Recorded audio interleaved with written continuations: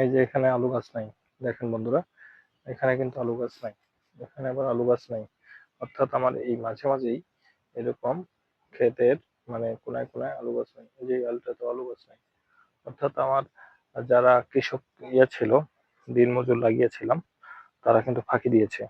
ওই যে আমার এভাবে কিন্তু আলু গাছগুলো নাই। তাহলে এই আলু গাছগুলো নাই, তার মানে আমার এখানে কিন্তু প্রোডাকশন কমে যাবে।